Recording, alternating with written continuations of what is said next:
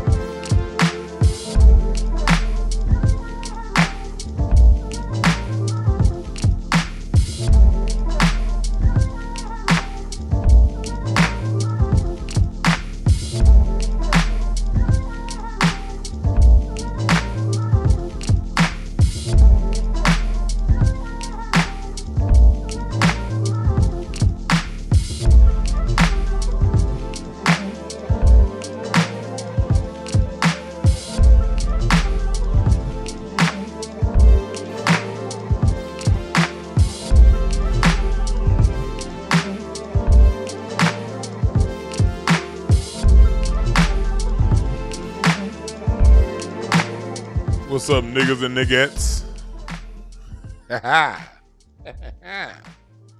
We are here. Yeah, we're talking about Akon City. We're gonna get into that. I'm gonna probably want some of y'all calls in today too.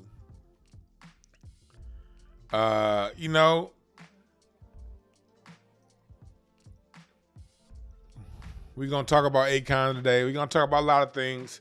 I want to first off say thank you for everybody who came through to my live stream pay-per-view Q&A premiere of my documentary short, It's Bigger Than Hip Hop, the Black American Music Family Tree.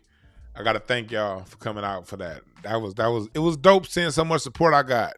You know, people who I'm used to seeing in the chat room, Star, T Dynamite, a lot of, and I can't name everybody. It was a lot of y'all up in there. You know what I mean? When I went back and looked,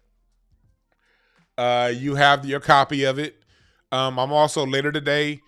If you're a part of the pay-per-view, make sure that you check your. I'm about to email you when I'm done with this show. The version with the completed audio. The audio was a little bit janky on the premiere, but you guys have it in the link. If you were watching it live, you saw me post the link of the full documentary. But I'm also going to email it to you today, so you'll have that.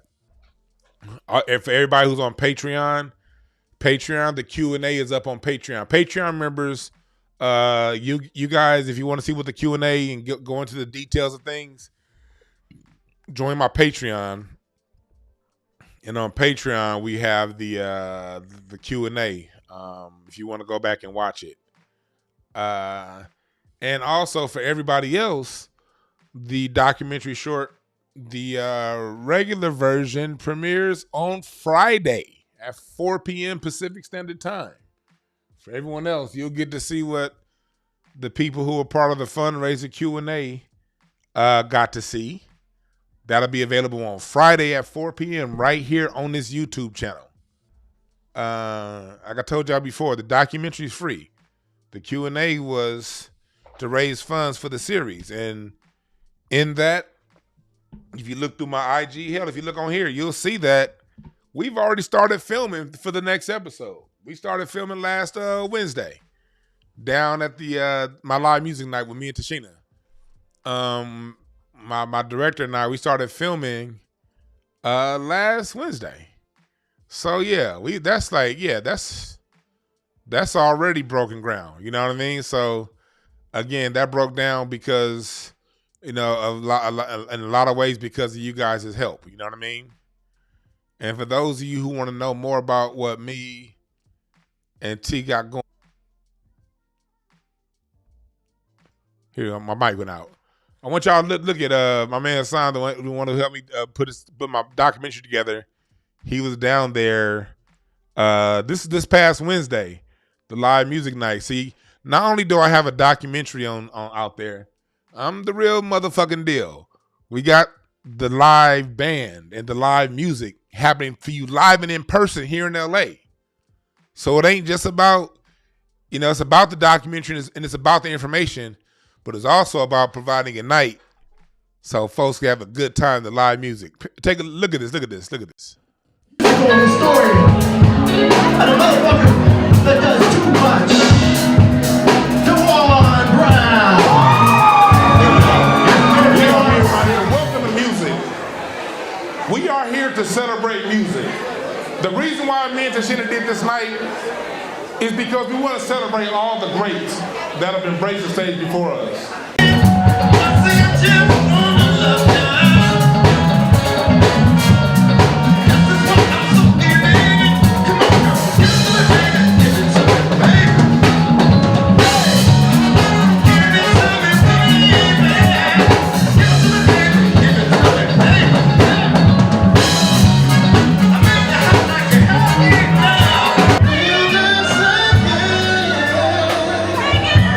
Truth Hurts.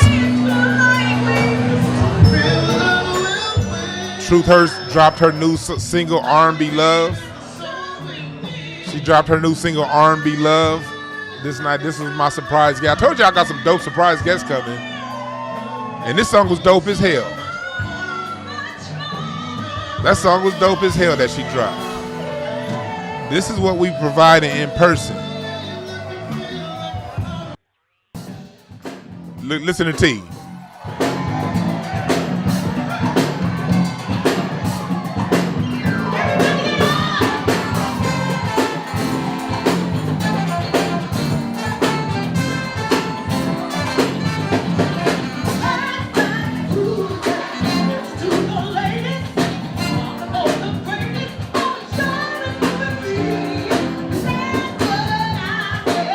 Tiffany back there on drums. Henny Hendrix on guitar.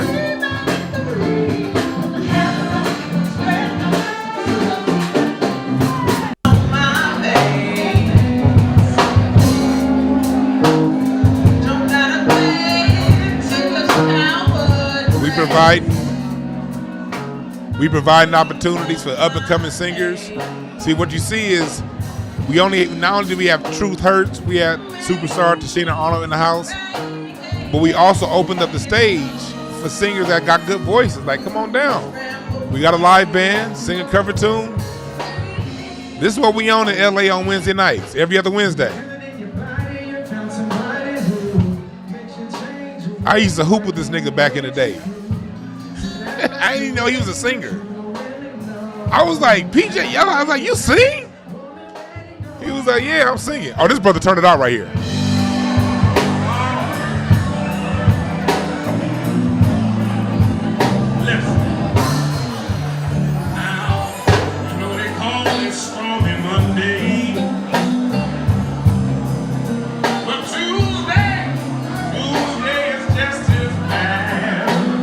He killed this motherfucker. Listen to this brother's voice.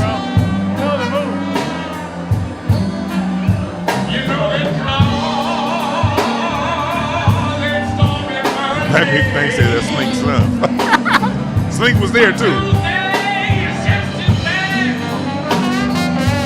this brother turned it out. And so did she. I fucked her name up. Her name is Dion. That brother's name is Warren Washington.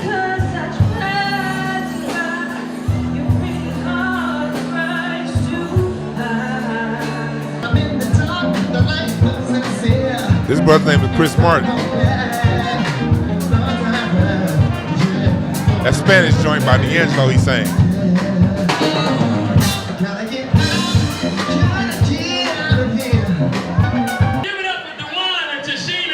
CP, y'all know CP.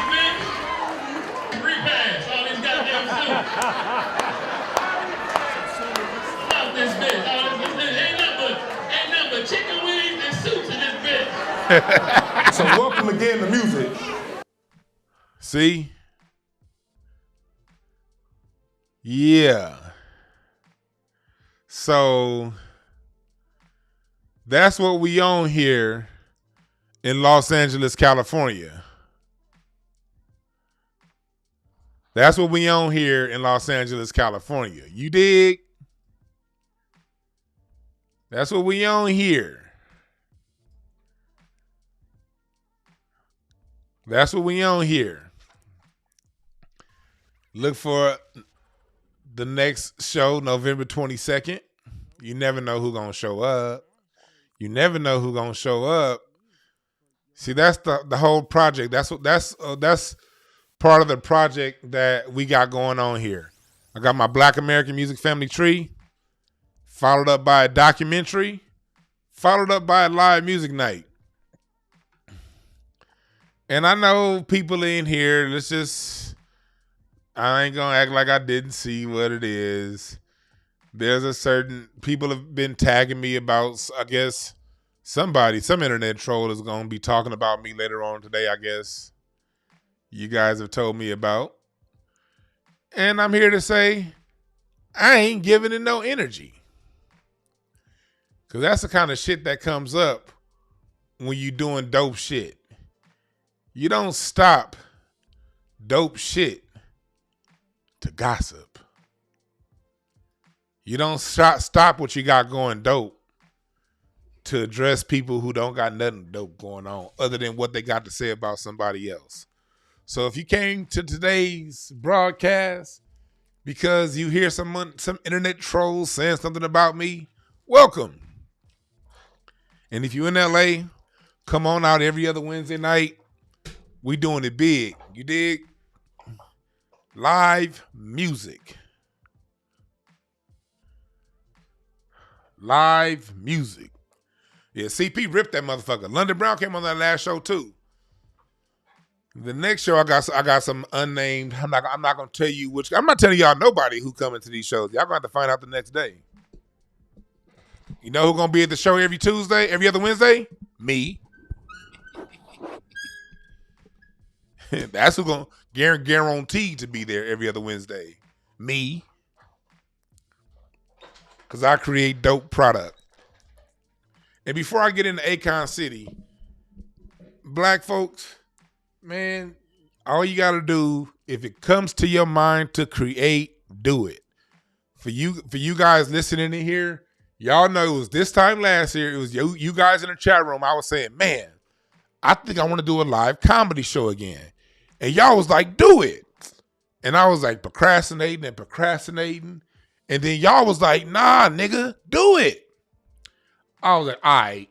So I did my first comedy show February 25th. That was my first time doing a live comedy show in 10 years.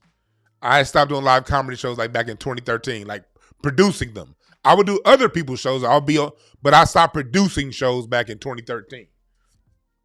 You know, got frustrated with the comedy game back then. Got back in it, did my own shows at the Comedy Chateau.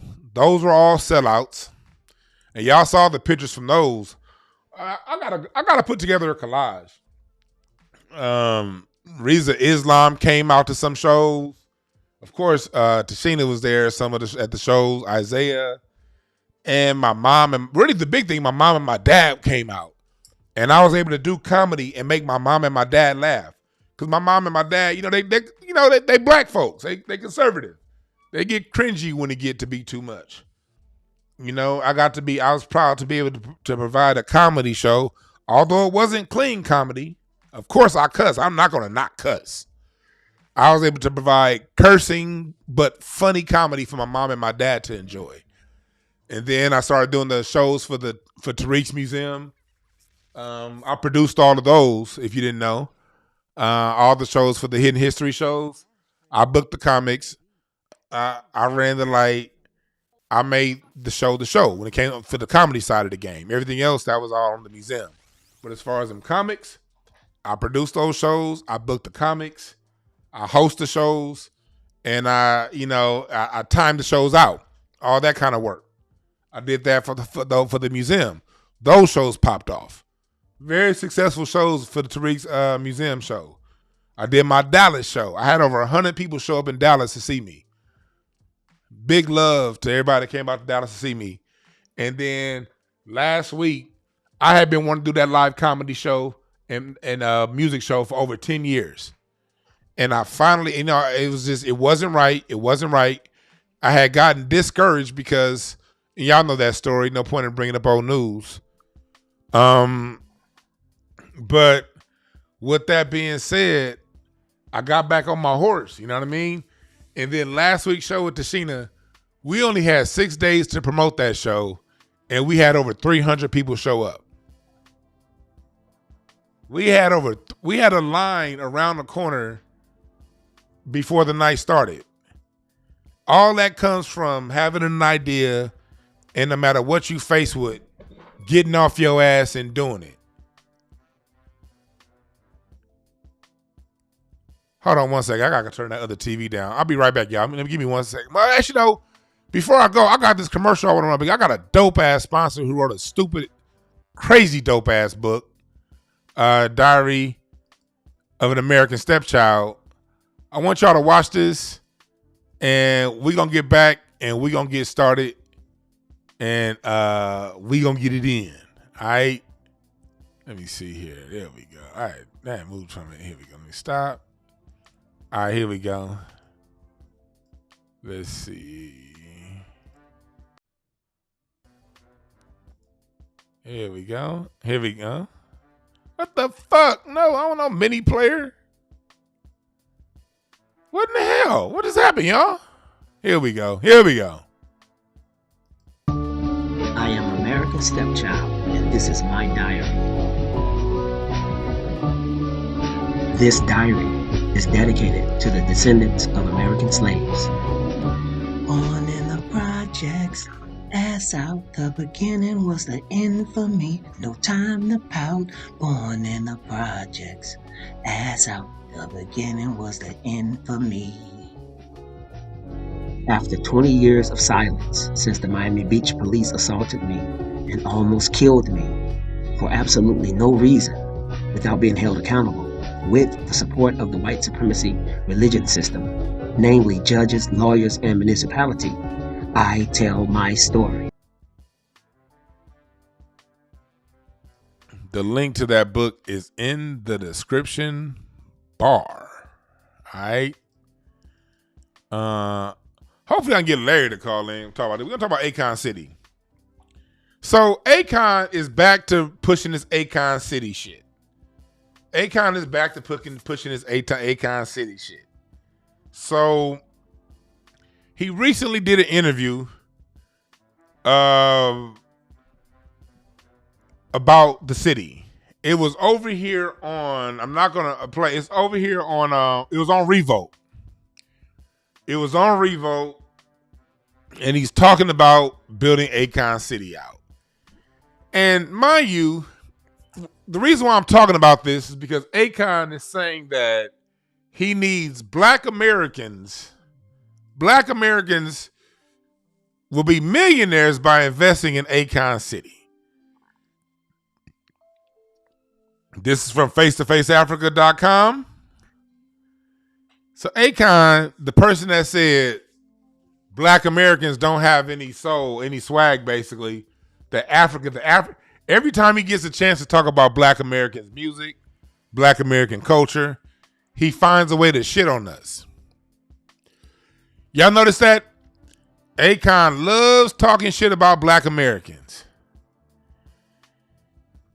Now, when it comes time for his little scam ass city, he's saying every single African American will be a millionaire by investing in Africa.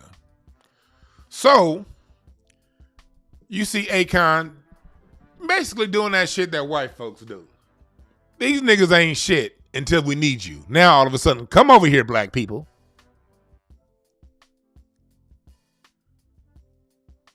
So, he's saying that we need to come over and invest. So, what I did was, he said, look, if nothing else happens, the city will be done and people will know that there's something possible to do in Africa. Look, bruh, let me say something about that, Akon. In order for us to feel like there's something possible to get done in Africa, Africans are going to have to do it. No disrespect to Africans. I ain't got no problem with Africans. No. Let's not start that. We ain't about to have no beef where no beef exists. But we're talking about Akon because Akon is someone who likes to keep up the beef and keep up the bullshit. So we're gonna talk about this from a few angles. We're gonna talk about him. We're gonna go into the interview, and then we're gonna go into some things that Suge Knight had to say about Akon.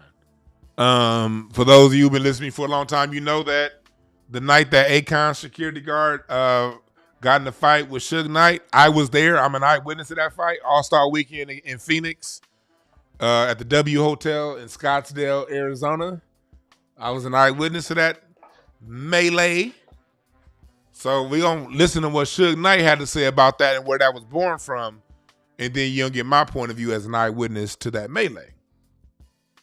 I've had a very interesting, dope life. Now that I'm 42, I think about it.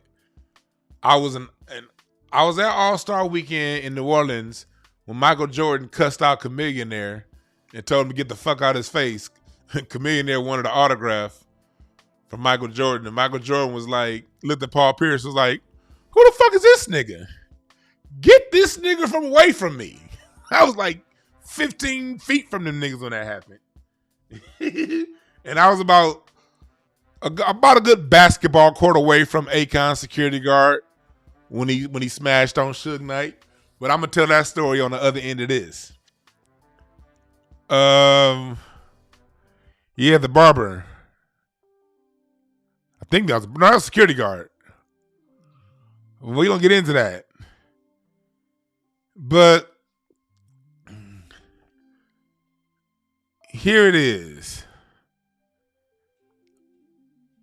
So Akon is trying to get us to invest in Africa. All right.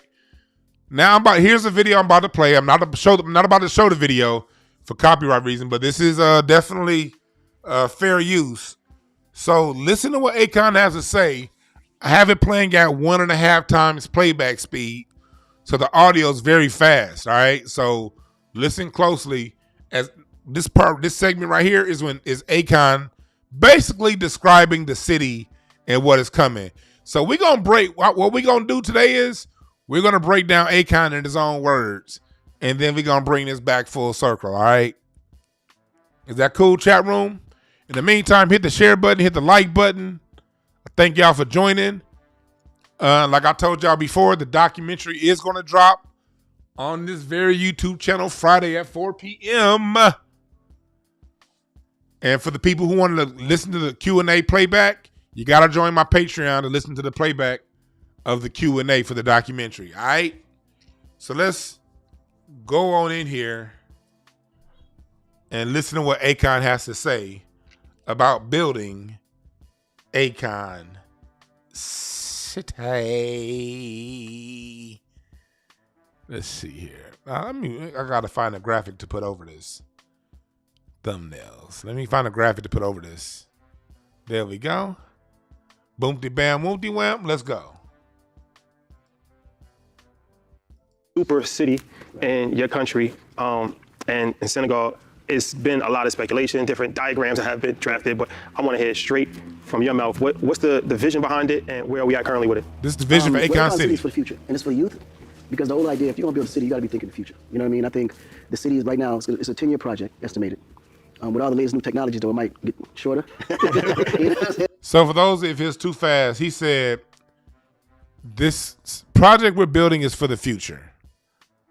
That right there, I'm concerned about. Because the only thing we have is the present. I don't have the future. I have the now. But okay, it's for the future. But every city that gets conceived, yes, for the future, but with the concept of now. But he says, for the future, okay, yeah, whatever. But with current technology, if it exists the same, which I doubt, it should be 10 years. But I want to keep the threshold for 10 so we don't He's saying it should be built in 10 years. Okay. under-deliver to an extent. So if we finish early, that'd be great. But the whole idea is to create what the future of Africa should be. We have all the resources, we have the manpower, we definitely have the population. So it was just a matter of putting something in a country that can pretty much scale out to every other country that we can copy and paste. Or at least the idea. If nothing happens, the city will be done, and mentally people know that it's something possible to do in Africa. So there it is. He's saying that basically Akon City is a concept. And it's a concept he wants to scale into different parts of Africa. And every city that place goes to will be named Akon City.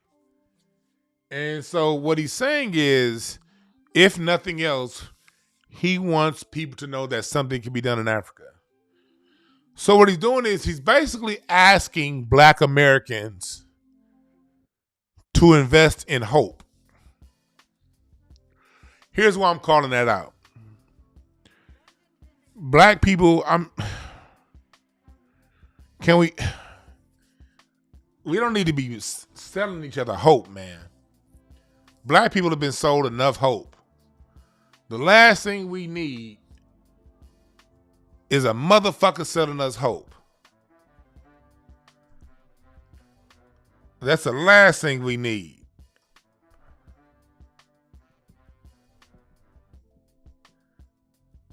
That's the last thing we need. Is somebody selling us hope. Nigga, how many more niggas is gonna sell hope? I don't know what's worse, selling hope or selling dope. I think I'd rather deal with a dope dealer than a hope dealer. Cause we've been hoped out. Like, black folks, we done recovered from crack. We recovered from heroin. But we still ain't recovered from hope. Obama tried that shit. Oh, shit. Call back, nigga. I tried, nigga.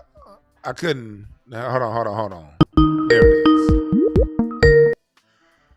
Speaking of hope, we got a nigga that hope he can catch me one time when we finally catch that fade. Larry on the phone. Hey, Larry. Yeah, I know I had to have you call in whenever you can because your schedule be fucked up these days, nigga. We talking about Akon. I don't know if you've been listening or not, dog. What's your opinion on Akon and Akon City? Hey man, I'm all for him building that city. I support him building that city 100%.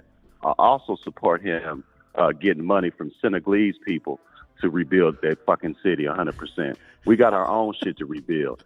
Wasn't he the same nigga that was down in black folks talking about our culture and how we don't have a culture, we get everything from Africa? Or wasn't he?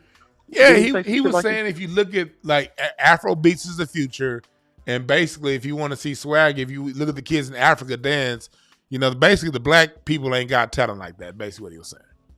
Okay, well we don't have talent like that. Guess what else we don't have like that? Money for your motherfucking city, nigga. Get it from your people. I support him building his own city, man. I think that we should do the same thing. Rebuild Black Wall Street and all our cities.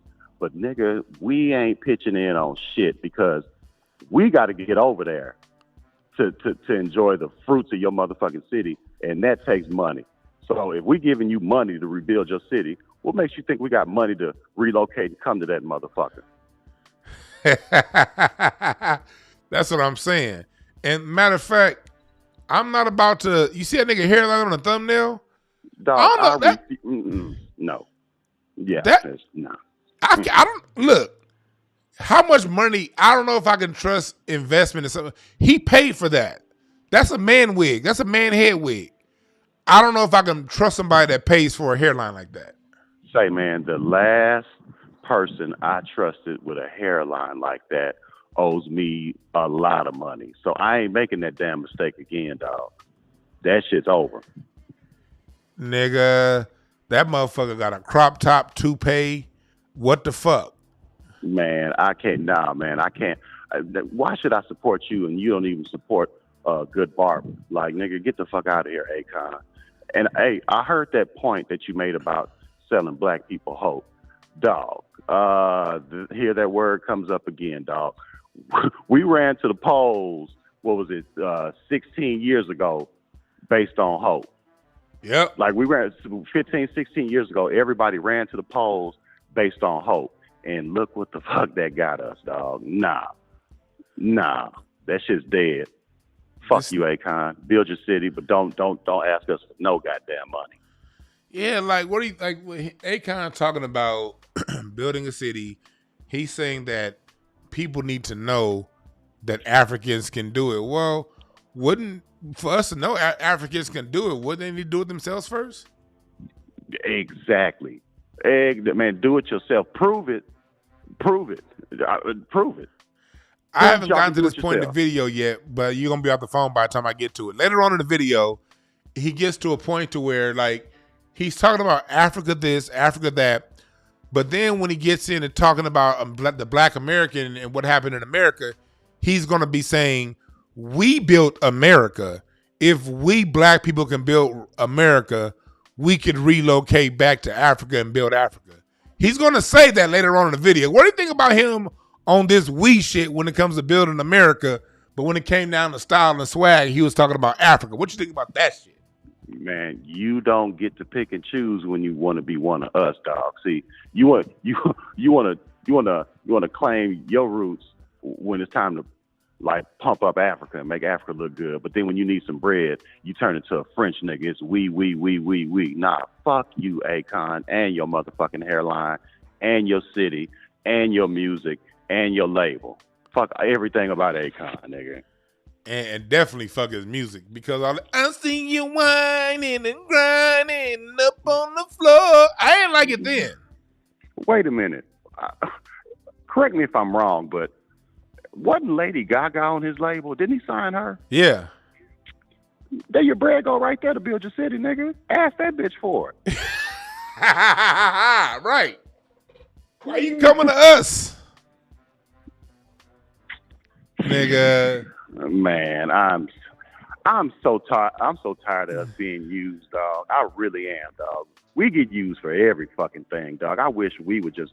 I hope one nigga asks me about Akon City and trying to promote it, dog, so I can cuss his stupid ass out. I wish the fuck I would. Nigga, I wouldn't cash that 15 cents over to that nigga to have him rebuild no fucking city. We get like, there are so many grifters in Black America we have to deal with. We got to deal with the politicians. We got to deal with the white folks that come around with just niggas. You know, niggas believe a white person. If the white person just look them in the eye and smile once, niggas will believe that shit real fast. You got the niggas who their whole platform is sitting behind the internet and trolling productive black people and grifting off the people who grifting off of other losers. There's niggas out there who are flat out goddamn losers, and all they do is prey upon other losers, and they grift off those people by pointing towards other black people, saying that those black people are grifting.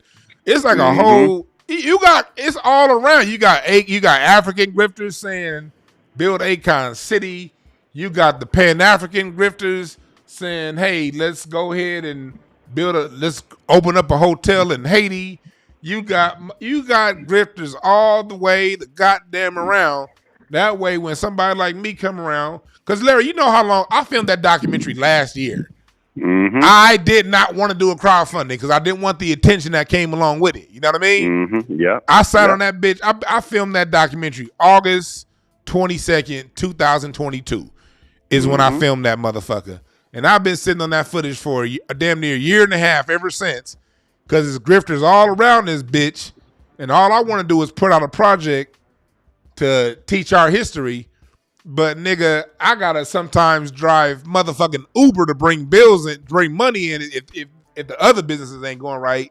And I'm sitting on this shit for over a year because it's so many goddamn grifters in Black America and it's in America, period. I don't want to be grouped with these motherfuckers. You know what I mean? And so those of us who have true intentions, pure intent, and actually use it, because for those of you who donated to the GoFundMe, I've already started filming the next episode last week. Those of us who do things the right way, we get fucked up in the shuffle. Yep. And you a piece of shit, and I don't like nothing about you, dog. But props to you for doing it that way, because it's gonna get greater later. That's number one. Number two, what do you think gets completed first? Akon City or Dr. Umar School? Like, what you think is gonna get finished first? Ooh. See, I donated to Dr. Umar School like 3 times. Once when I first heard him, and then I saw him come to LA once, and me and Craig went to go see him that one time. Yeah. Then I went to go see him another time in Cal State Long Beach. And so I actually put money in that bitch. And that was what, 2016? Mm-hmm. And we at 2023? Yeah. Akon announced Akon City in 2018. And later on in this video, he talks about how Akon City got pushed back by the coronavirus. So we're dealing with 2 projects. Well, at least Umar did say he have a building like about a year ago. I remember him about 2 years ago walking through some school building and saying, "This is the school." Well, Akon has enough land in Senegal for his school, so they pretty much at the same level right now. So which one you think gets completed first? And yes, I'm being messy. I don't give a fuck. I think Akon's hairline grows back to his natural state before either one of them hoes get completed. That's a great answer, dog. I'll accept that one. I'll accept that. And that's the thing, man. All this building hope for the future, I contrast that with I'm over here. I've probably gotten like 15 tags for some nigga I never even heard of. Well, I have heard of him.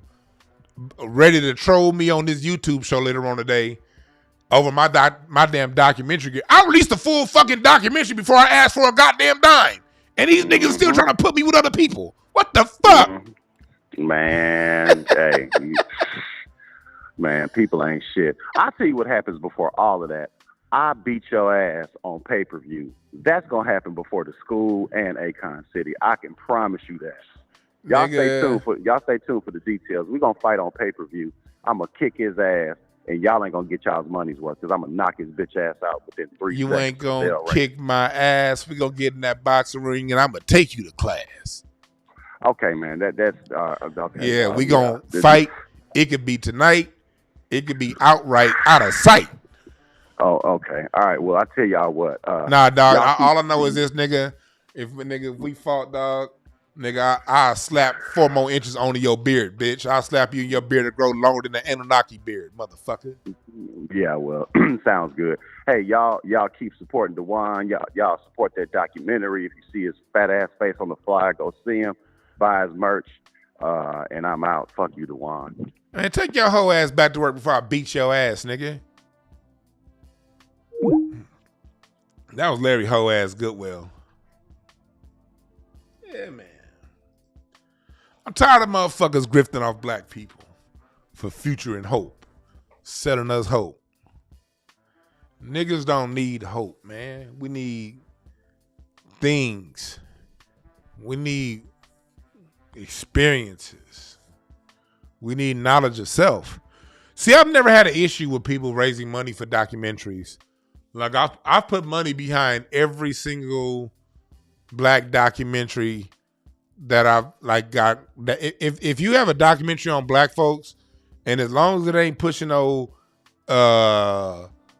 rainbow flag shit, I got you. Or no, we all come in this together.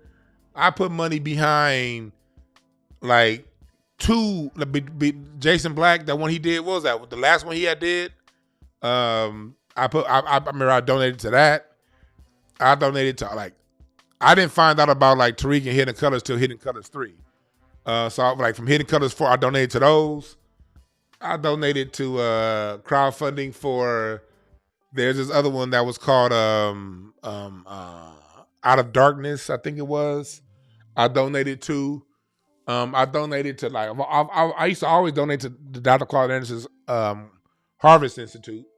But I believe in donating towards media because that's the only way shit can happen. You know what I mean? And we need media. We need media. People be like, oh, something's just a documentary. Yeah. Something that's called just a documentary is the reason why a lot of black folks don't think shit about themselves. Because niggas have watched a whole bunch of documentaries about America in history class in the 5th grade, in college, on TV. And those documentaries didn't include your black ass, even though your black ass was an integral part of it. And through documentaries that lied to black people through lies of omission, we've gained this, and through news programs and TV programming that lies through omitting us and minimizing us, we've developed this lesser mindset as a people, culturally. Because when you feel like you ain't did shit, you get a low cultural group esteem. And so documentaries, books, information, what that does when it's released, it helps raise a collective esteem. And nothing can change without the confidence to change it. And we as black folks, we can't change our situation without us having the confidence knowing we can do it. You can want change all day, but if you don't think you can do it, if you think you've never done nothing, if you don't know what you've contributed to this thing, that you're gonna have a very hard time making whatever change you want to make. But if you see yourself in that positive light, if you see yourself as a conqueror, if you see yourself as a winner, then you can make whatever changes you need to make. Media is propaganda. Understand that. So I always got money for media. I always got money for education. I've never seen that as scripted. If you got a program, we have, I don't know if Eve is still in, one of my mods, Eve. Eve has a for those of you who don't know, I don't know if Eve is still in here, but Eve has a Sunday school where she teaches children on Sundays, supplemental education. If you got kids, man, you better go hit up Eve. Just Eve, you better hit her up. You want some supplemental education? We need that. And that's only gonna happen when we fund it. Remember, we did a whole lot in 100 years from Jim Crow to through Jim Crow from the end of slavery to integration. That's because we was educating ourselves. That's why you'll never hear me, even though I don't go to church no more. I'll never shit on the church. Well, I am going. The church, the way it is right now, deserves to be shitted on. But I'm never going to say let's get rid of the church, because if we can find a way to get our churches to become useful and functional again, our churches need to teach Black history. Our churches need to teach vocations, how to switch out a light socket, plumbing, basic vocational skills. Churches used to do that. That's how the first AME started. The first AME was a community center. When new Black people came to town, they helped them build the houses, install, run the wire, run the plumbing. Churches used to have, we need to get back to those type institutions. So when people are here online and they have education, I'm going to put money on that, behind that. Those people are not great. If you're educating my people and the people who went through whatever education you're giving them, if they're satisfied with their education, they're not grifting. Now, if you selling hope, give me some money so one day I can build a city. And you've been saying that, Akon, since 2018. It's 2023. Now I got questions. If you said I want to build a school, and you've been saying you want to build a school for 10 years, bruh, bruh. Hell, most people are going to school online now anyway. You could build a homeschool network.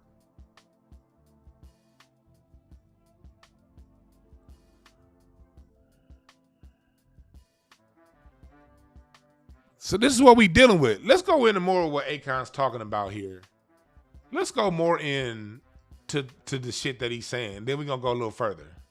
You know what I mean? And it'll hopefully, ignite other entrepreneurs in Africa, other people in Africa that have the same idea, finance, or resources to do the same thing in the country they're from. You know what I mean? Yeah, we saw in 2018, you announced this right around the same time as Black Panther. And so Wakanda became something that was real for us. And to hear you announce it was like, oh, this is really real. Mm-hmm. He announced it right around time of Black Panther and Wakanda. What's this process been like for you? Let me go to this mark here, 1040 mark. Listen to this part here. I want y'all to hear this part. Let me hear this part. Do something like this for Africa. I don't know how I'm gonna do it, if it's even possible, but if I ever get in a position where something like that could even be a thought, then I'm never gonna let that thought pass me. So when you fast forward, 30-something years later, it's like, man, this is actually was civilization that I was actually experiencing rather. And this is something that actually is possible. I just have to be able to present it in a way to where they're not afraid of it or it doesn't scare them the way it scared me. You know what I mean? So this part here. the financing to build a city? The financing is very interesting because unfortunately there's not. Right here, they're talking about the financing it takes to build Africa City, Akon City. So this is Akon explaining the financing it took. Okay, the way money is allocated globally, the minority don't have access to funds of money that others have. And I like to call them others because I don't want to make it racial. See, there we go. See, do you want to invest in somebody like this who just doesn't get it? First off, he said, he calls black people the minority. Black people of melanated descent, are 7 out of 10 people on this fucking planet. They're the majority. And in Africa, you're the super majority. So he gets off by calling black people the minority, and then turns around and says he doesn't want to make it racial. What the fuck? The fuck? You call us minorities, but then say you don't want to take it racial when in fact we're not the minority, you fucking idiot. Oh my God, let's keep going.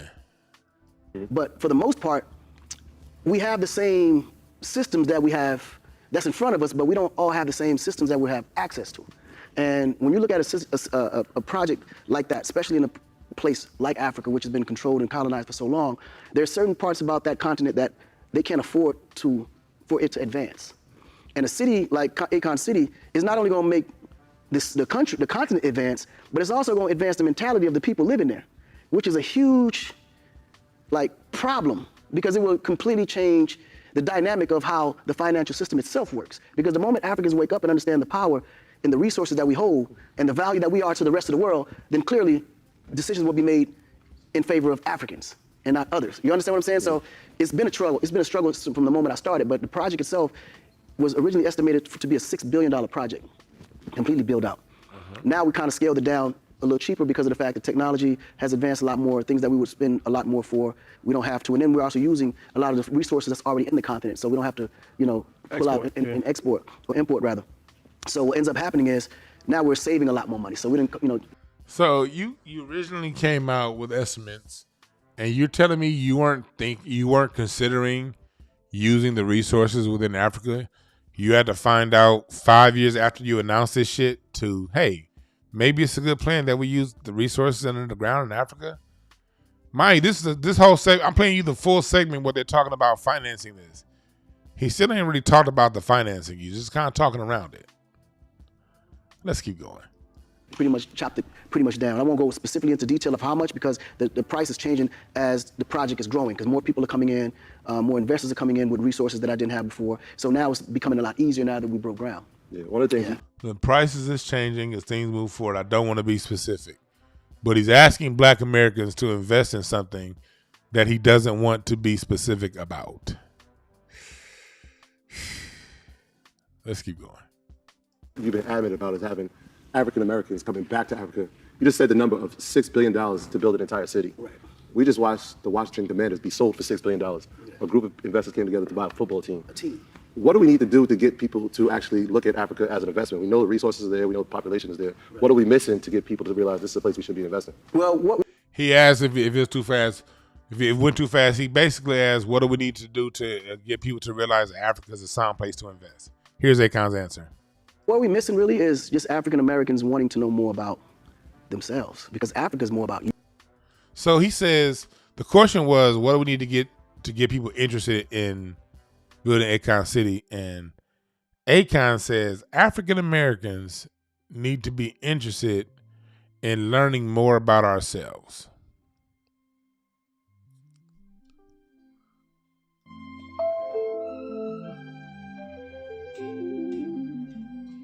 Yeah, that's what he said. Let me go back and replay that part for you. Let me replay that part for you. The question and the answer. Let me turn that music down. Let's play the question and the answer again. What we need to do to get people to actually look at Africa as an investment? We know the resources are there. We know the population is there. What are we missing to get people to realize this is a place we should be investing? Well, what we're missing really is just African Americans wanting to know more about themselves, because Africa's. He didn't say we're missing a solid plan, because so far, I'm 13 minutes into this interview. He didn't say nothing about, okay, Africa needs a solid plan. He didn't say nothing about what we need to show and produce. He didn't say, Africa needs to unite and create some sort of a structure to make the Black American investor feel more sound in investing in the foreign. He's not acknowledging just the basic fears of investing in a place that's 12,000 miles away. Let's see, what's the difference? What's the distance between Los Angeles to Senegal? Los Angeles to Senegal. Distance. So LA to Senegal is 6,400 miles. 13 hours and 1 minute to fly to Senegal from LA if you got a direct flight. 6,200 miles. I'm sorry, 6,400 miles. So he's not saying we need to calm the fears Black Americans may have about investing 6,400 miles away in another hemisphere on another continent. He's not saying we have to show and prove with the money that we've gotten so far that we have to show and prove to Black Americans that we've made sound decisions with the money that we've raised so far. He didn't say that. He didn't say that. He didn't say we need to show respect because there have been, the Black American has been scammed so much. We need to really create a solid structure to calm any and all fears the Black American may be having about possibly being scammed again because they're scammed so much. He didn't say that. Let's keep going. It's more about you than it is even Africans, for that matter. I mean, when you look at it, we built America. Like, we literally built America with our bare hands. Hear that? Let's go back. Let's get together about football team. He said we built America. What do we need to do listen, to get people to actually look at Africa as an investment? We know the resources are there. We know the population is there. Right. What are we missing to get people to realize this is a place we should be investing? Well, what we're missing really is just African Americans wanting to know more about themselves, because Africa is more about you than it is even Africans, for that matter. I mean, when you look at it, we built America. Like, we literally. Whoa! Whoa! Whoa! He said a lot. And look at his face when he says that. Look at his face. Bug-eyed bastard. He said, African Americans need to know more about themselves. Then he said, this is more about African Americans than it is Africans. So, on the first thing he says, he separates us from them. He says African Americans need to know more about themselves. themselves. His word choice. African Americans need to know more about themselves. Okay. Then he says, after they need to know more about themselves, because it's more about African Americans than Africans. And then again, another distinction, another line he drew between us and them. I didn't draw these lines between us and them. Don't come and say DeJuan starting shit. Don't say DeJuan is making something up. No. He said that. Then he goes in to say, we built America. Let me go back. Because he's talking about how he got here. Let's go back. Let's go back to this point. Listen to what he says about how he got to America. Listen to this. But we got a lot to cover, man. First and foremost, thank you, bro. Appreciate it. I appreciate you. Yeah, so I want to get right into it. There's been so much talk in the news about you building a super city in your country. And in Senegal, it's been a lot of speculation, different diagrams that have been drafted, but I want to hear it straight from your mouth. What's the vision behind it, and where are we at currently with it? What did I say? How old were you when you came to America? I was 8. Here it is. This part right here. What you call, village called Kaulak. So here we go. He talks about growing in up. the country, but at the same time provide energy as well. So He's talking about growing up in Africa and then when he came to America. Listen to this part. I just started going through an old childhood dream from when I first came to America from Africa. You got to think I was like a kid living in a small country village called Kaulak.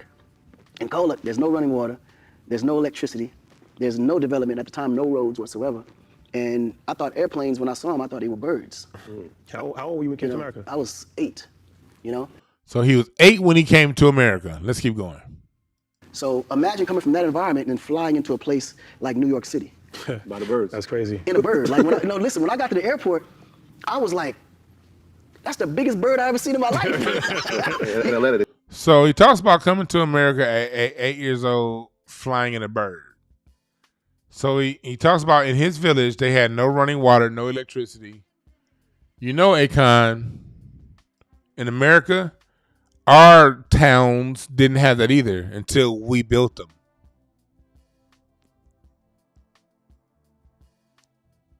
Let me say it again. Black American towns didn't get that. There was no, when we say in these towns, these small rural towns down south, there was no governmental structure that built that stuff. Black folks built their own outhouses. Black Americans invented indoor plumbing. The way indoor plumbing is done now in America is an invention of us. We invented the toilet and the septic system to push it out. Yes. So we didn't get anything. We created it. And that's what makes us unique as Black Americans. We didn't wait for the government to give us anything. We just created that because Black Americans are like, we're not going to shit next to where we sleep. So we're going to make these outhouses. And then from the outhouse, they created indoor plumbing. We did. It's just history. Just history. Like I said before, running water. The churches taught those skills. The government didn't teach us that. Schools didn't teach us that. We built our own schools. And through our churches and schools, we learned vocations. And whatever we didn't have, we built it ourselves. So he says that. And then let's keep going again. Yeah, one of the things you've been adamant about is having African American commanders be sold for $6 billion. A group of investors came together to buy a football team. What do we need to do to get people to actually look at Africa as an investment? We know the resources are there. We know the population is there. Right. What are we missing to get people to realize this is a place we should be investing? Well, what we're missing really is just African Americans wanting to know more about themselves, because Africa is more about you than it is even Africans, for that matter. I mean, when you look at it, we built America.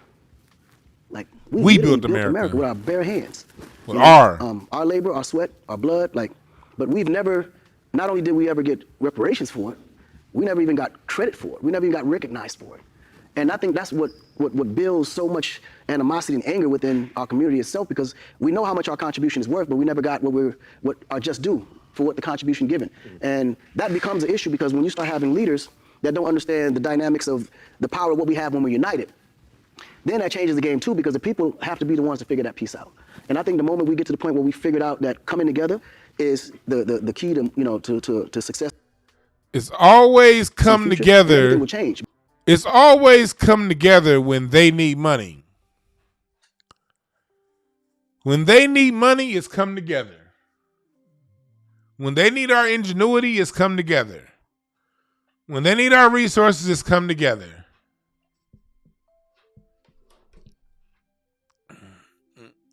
Let me type this in. Let me see.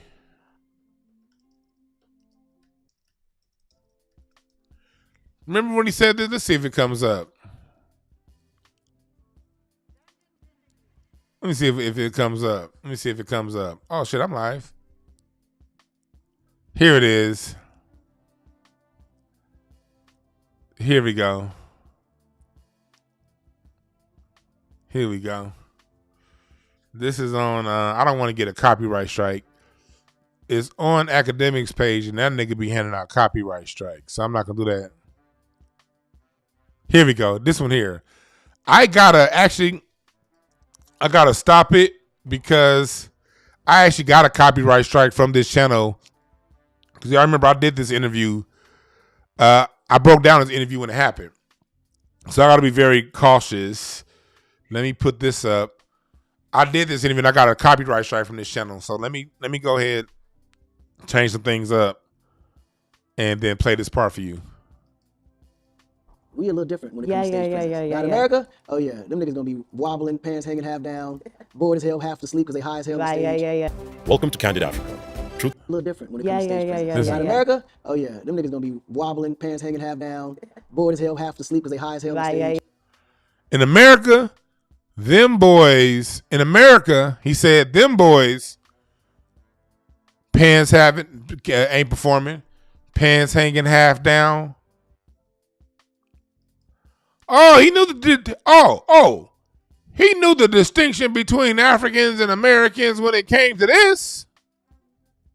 I think it sounded like one long ass song on the radio. Yeah. So it just didn't really give me no justice. But then, as the Afrobeat scene started to grow, it felt. Look at this. Let's go back and listen.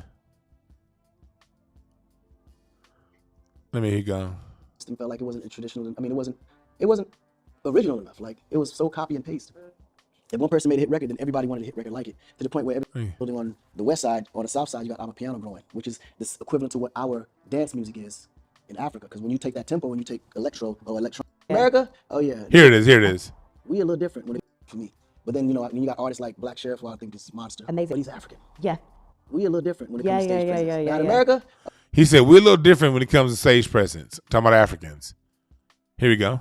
When it comes to stage presence. Now in America, oh yeah, them niggas gonna be wobbling, pants hanging half down, bored as hell, half asleep because they high as hell on stage. But Africa, we wake up morning, like, look at these YouTube clips of all these kids from Uganda and how they be, you know what I'm saying? Like these kids are performers. Like, so for us, it comes natural, like to watch the kids from Africa, it kind of just it's in their blood. Like, so when it comes to performance, when it comes to time to big up Africa, he knows the difference. He knows the difference. In America, they be blunted up, half high, pants banging down their legs. In Africa, we move a little bit different. So, this is the same Akon that's asking for our money. Same Akon asking for our money.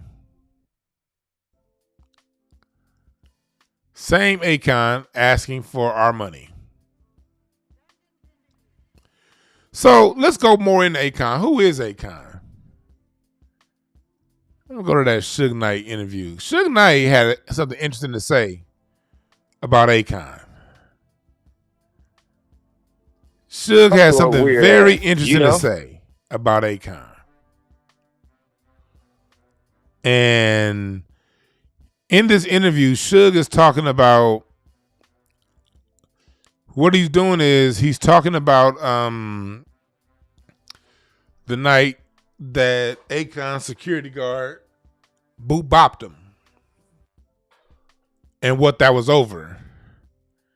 Akon basically on Vlad said it was some other shit. And Suge tells the truth about what it was. Well, I was there when it happened.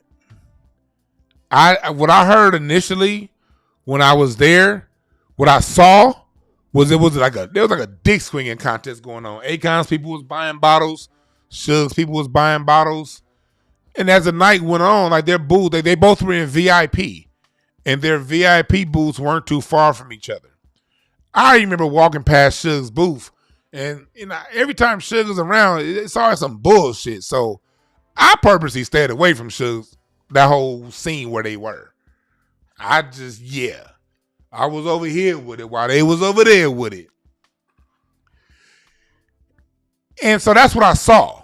And what I heard, I didn't know the backstory to it because I just saw somebody fall and a whole bunch of Scottsdale PD come up.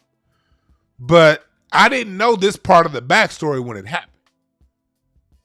In the story, Suge says that Akon's people called the police. I don't even think they had time to call the police because like literally within a few seconds of that punch being thrown, it probably no more than 10, 15, 20 seconds went by. Scottsdale's PD, because they was all around. Matter of fact, let me show you where we even were. Matter of fact, since I'm on the computer, I'm gonna show you where the fuck where it happened. Let me see here. Let me go here. Let me go to my map. I'm gonna show you where it happened. Give you guys a full 360. Okay, let me do Scottsdale W. Let me see. Is it still open? Because I know W in Santa Monica is closed. All right, cool. All right, so this is the hotel it happened at. Oh, it looks pretty much the same. This is the hotel it happened at, the Scottsdale W. Oh, that was such a fun trip. Oh, that was a fun trip. I'm over here. See where my cursor is? Suge and Akon, they all over here. It's a pool and it's a bunch of cabanas and all this is bottle service over here.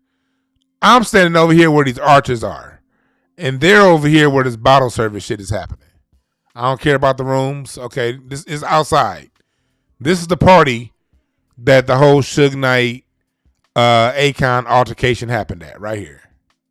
At the Scottsdale W Hotel. We here. So that's where the party happened.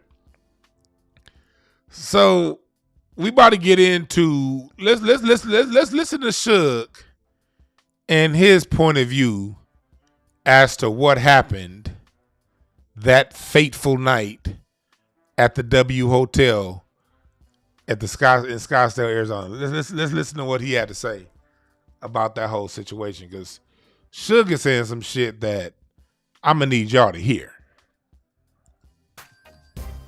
So all that other extra shit, that's nothing.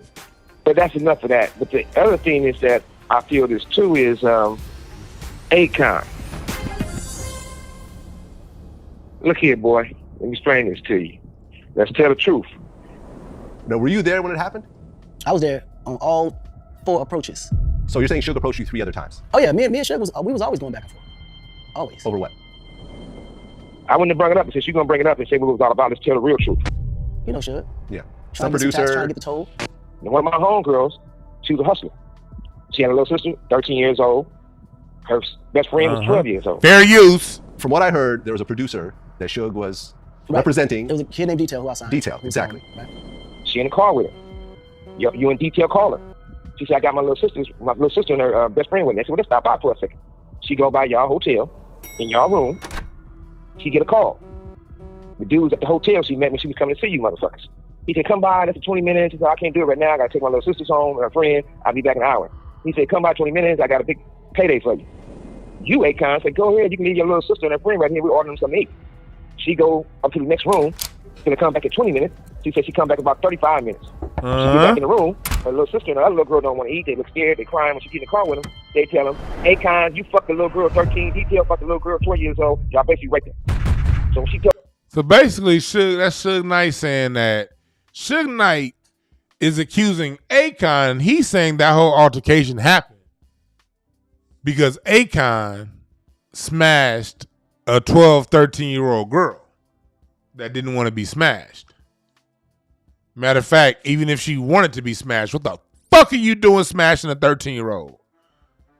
But Suge is taking it a step further and saying she not only was she underage, he basically alleges that Akon raped her. Not my words, I wasn't there. I was only there to see the fight. I wasn't there for all this. I ain't know all this was going on. From my point of view, I saw Akon's people and Suge's people having a whole little thing, ordering bottles of Ace of Spades and like doing that kind of nigga shit. And I saw Akon's security guard, some nigga with some of the fattest fingers I've never seen in my goddamn life. That nigga fingers are like Snicker bars. I just saw that thick ass hand go across Suge Knight's face. That's all I saw. I ain't know about all this until I heard this interview. Let's keep going. Told me I pull up on her. She said she going to the police because she motherfuckers in jail for rape. I said, no, we don't do that telling on the police. Motherfucker deal with it. I promise you that. So I was trying to catch you motherfuckers about that situation. So John said, yo, we can go to the bathroom if you can fight. We can fight. And he said, at that point, Suge was like, motherfucker, I don't fight. I'll have your mother killed. You know, I'll have your whole family killed. I'll have... And John said he just had enough at that point. Now, you want to turn around and act like, oh, one of your homeboys knocked me out. Well, that didn't happen. Yeah, nigga swung. That ain't shit. I get there, get at y'all. I'm with my girl and a bitch. Y'all got about 20 motherfuckers with you. Akon, you went and got the police. The police got on me. Nobody said nothing until the police got there. He swung. The police tased me like I had all kind of shit. They took forever to get the shit off me. All in the wire case. They did tase him. This is from Collect Calls with Suge Knight. The page is Breakbeat Media. Go to Breakbeat Media for the full interview. Go to Breakbeat Media on YouTube for the full interview. As a matter of fact, I'm going to copy and paste this interview link and put it in the chat. All right, I just put the whole interview in the chat.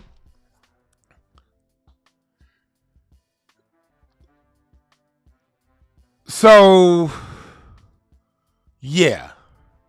Suge Knight alleges that Akon smashed a 12, 13-year-old gal.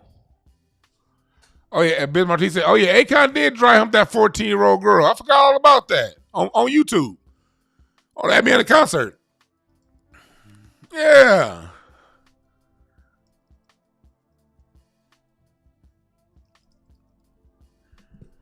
Yeah. Let me see.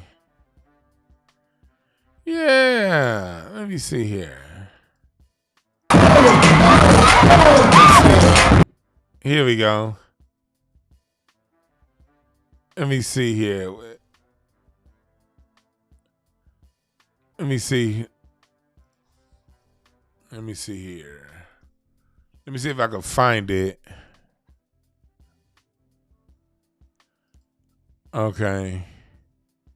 Yeah, I forgot about that whole 15-year-old girl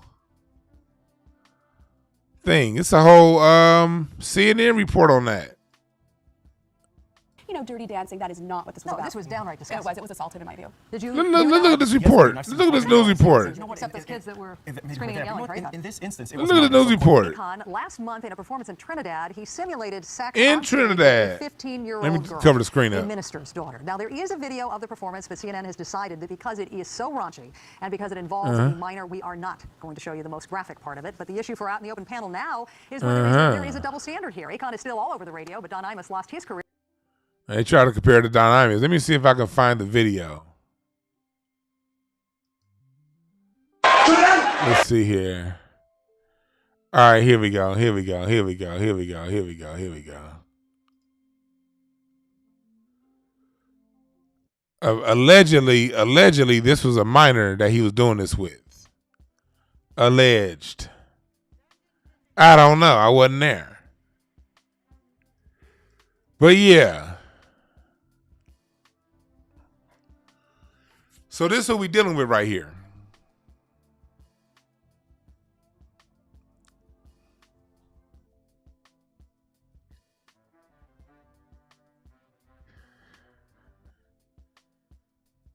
I'm over here getting news. I'm over here getting news through text message that the homegirl was having a baby. I ain't gonna tell y'all who. Oh shit. Yeah, well, y'all wouldn't know anyway. Damn, I'm getting a text message. Oh, that's what's up. She got a cool ass husband, man. The homegirl just got married and they about to have a baby. Man, that's what's up. I'm sorry, y'all. I just got a text message saying that. Black love and family in the building, yo. Big love. Man, hell yeah. And hell yeah.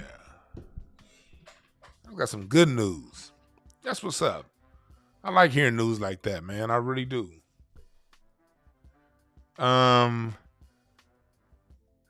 But yeah, here we back to talking about Akon. Yeah. What's up, Hood News in the chat? That's my director for my documentary, Hood News. Yeah. Is it that natural born African vibes, performance vibes he was talking about? Yeah.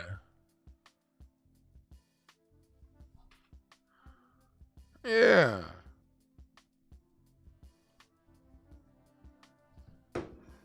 Man, so this is what we dealing with as a group, people. We got to watch out for these grifters, and we got to watch out for these people with these sexually deviant issues and backgrounds, because that ain't cool. Touching on minors, and I ain't saying people can't have issues. We all got some shit you can pull up. Hell, if you go through my history, you'll pull up some shit. You'll pull up, because I know I got trolls out there. So the only thing a troll could put up on me is a goddamn bankruptcy I went through in my early 30s. Hell yeah, I filed bankruptcy in my early 30s. I had some issues I couldn't get out of in my 20s, trying to do some good business. You know, we niggas done had to file bankruptcy in the past. You know what I mean? Niggas done had things go through that didn't work out the way you wanted it to. You know what I mean? So you had to suffer the consequences. That happens. That happens. That happens. That happens. Touching kids. Nah. That's criminal. Touching kids? Nah, son. Nah. Nah. So, this is what we dealing with. This is what we dealing with. And we ain't got time for it. We've been grifted off enough, you know, from people inside our community, outside our community, from all races. Enough is enough is enough is enough.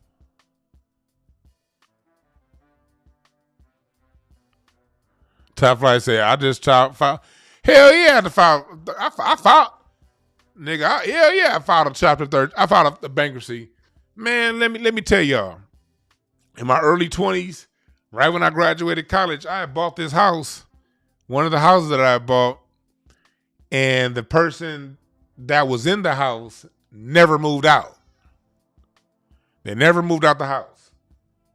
And they turned around after I sold the house, because I couldn't afford it no more. I couldn't afford to own a house I couldn't live in. So I sold the motherfucker. And then they turned around and tried to file a lawsuit against me. I was like, what?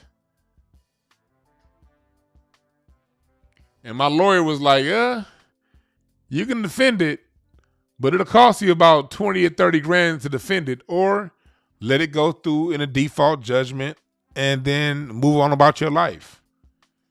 And I was like, all right, we're going to go ahead and do it that way. And that shit fucked me up, man, for a long time. I mean, I remember that bankruptcy I filed.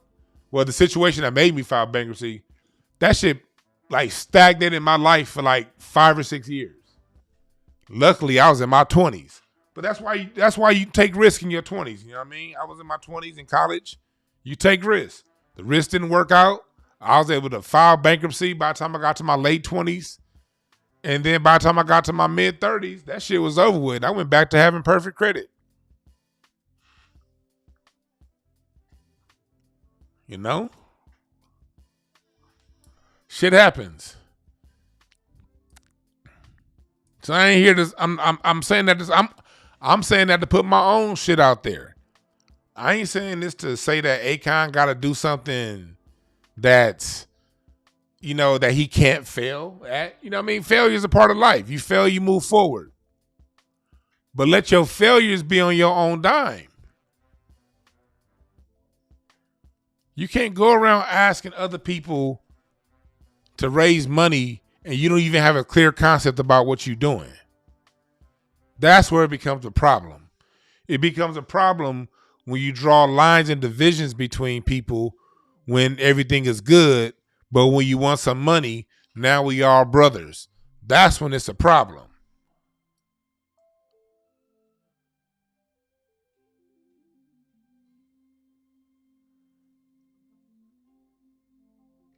That's when it's a problem.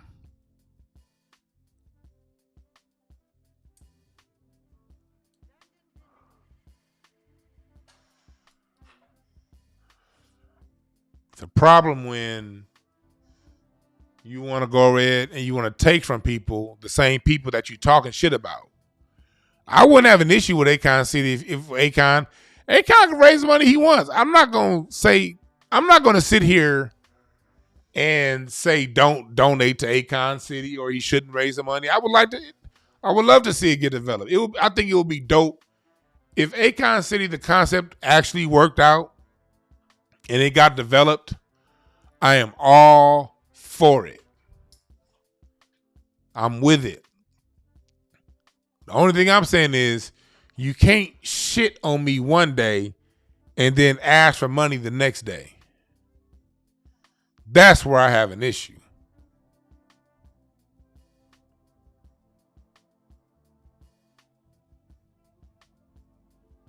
You dig?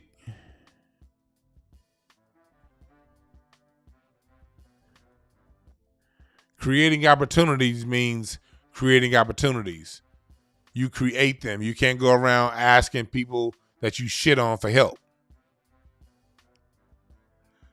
When I created my documentary, It's Bigger Than Hip Hop, I did that without any help.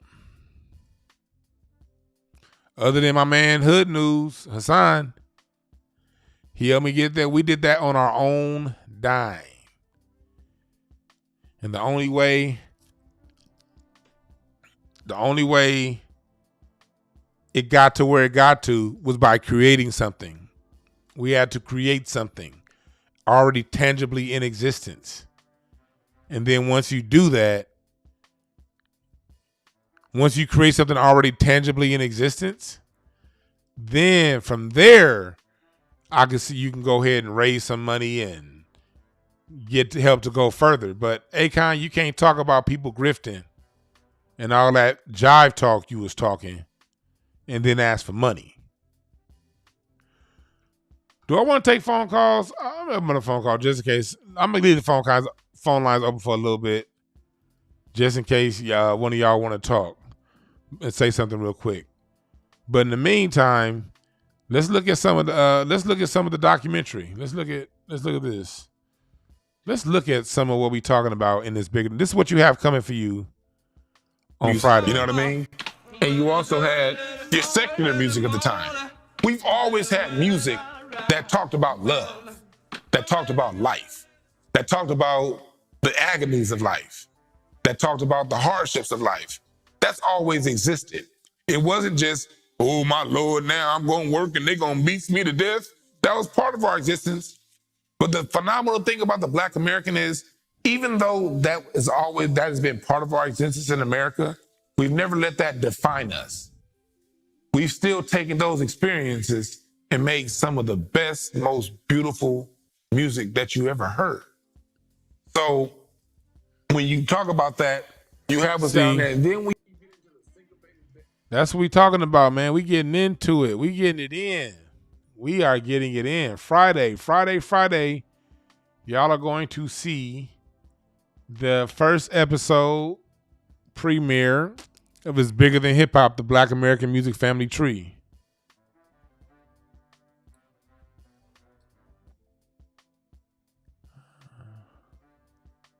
Yes, it is here. It is here.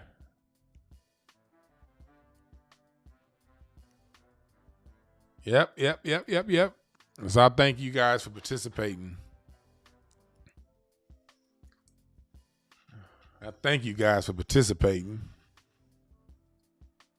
Yes. I ain't gonna take no calls. The phone. I apologize to the person that just called in. I ain't gonna take no calls. Fuck this shit. I'm quitting out of Skype. Sorry about that. False call. I'm not taking any calls. So sorry about that for the person who called in, because I forgot I got an important meeting to get to in about 14 minutes. So I'm sorry. 23 minutes, 1 o'clock. I gotta get ready for that shit. I almost lost goddamn track of time. Hey, but by all that, at the end of the day, I want to say, look, black people, trust your spirit, trust your gut. We don't need to be bullied into helping other people. We need to help ourselves, because matter of fact, how can we help other people if we can't help ourselves? We got to get our shit in order, man. We got black kids that have been miseducated by the day. These schools are miseducating our children left and right. We are at war right now at home. Our babies are facing menticide.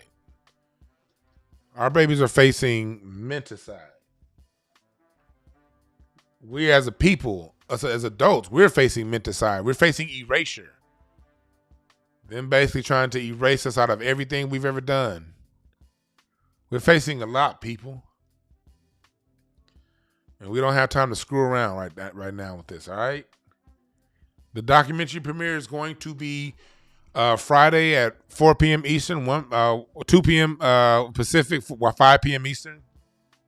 I think that's the time I have. I think that's the time I have on there. Let me see, what time do I have? Yeah. 4 Pacific, 7 Eastern. That's what it is. 4 Pacific, 7 Eastern. So I'm going to need you to get the hashtag It's Bigger Than Hip Hop Doc going. I need y'all to go to my page and share it. I need y'all to share it. I'm going to pin this. I'm going to pin that premiere to the top of my profile. I'm definitely going to need you guys to share it, and then also to promote and tell people what it is. And those of you who are part of my Patreon, you're going to get the Q&A. The Q&A is exclusively for the people who attended, and those of you on Patreon, you will get to see that. All right, it was a dope ass Q&A. Again, thank you for everybody who participated. Thank you for my director for being there. You know, we had a lot going on, and I appreciate y'all. We have a lot more coming your way because, like I said before, we've already started broken ground on the next episode. So the next episode will be coming your way. And it'll give us a couple months. It takes time to film it and put it together. But yeah, it takes a little bit of time for that. But we're putting that together. And let me see. I was trying to show you guys a picture. Damn it. The folder's empty. Damn it. I can't show you guys a picture because I have some behind the scenes pictures of the documentary where we was filming out back, but yeah, that folder is empty. I wonder why. Anyway, well, I showed you guys some pictures before the last time I was on live. Let me see. The last time I was on live, I think I showed you guys some pictures. Let me go to my downloads file just so I can show you. Here we go. Here we go. Let me see if I can find the picture to show y'all what we doing. Let me see here. Show me. Remember that song by Glenn Jones? Where is it at? Fucker. I see every fucking picture except for the one I want to show y'all. God damn it. Show me. Oh, anyway, I can't show y'all. I can't find a goddamn picture. I was gonna show y'all a few pictures because and there's also a salute to let me see here. Here we go. Let me just airdrop this shit to myself from my phone. Let me airdrop this shit to myself so I can just show. Because it was dope seeing Brandon. Y'all know a lot of you remember Craig Facts when I was on Craig Facts. And it was dope seeing Brandon in the house. Brandon Tony came to the show. Y'all remember B12? That's Brandon without them funny looking ass shirts. Y'all ever see Brandon without one of them funny looking ass shirts? Y'all ever see Brandon without them funny looking ass shirts? There you go. And that's me and Hassan behind the camera getting it in, already filming the next installment of It's Bigger Than Hip Hop, the Black American Music Family Tree. We already filming that next installment. So salute to Brandon for coming on out. It was fun. Anyway, I'm out of here. Thank you guys for listening. And remember this. There are no perfect messengers, only perfect messages for those willing to pick up the game. All right? Y'all have a good one.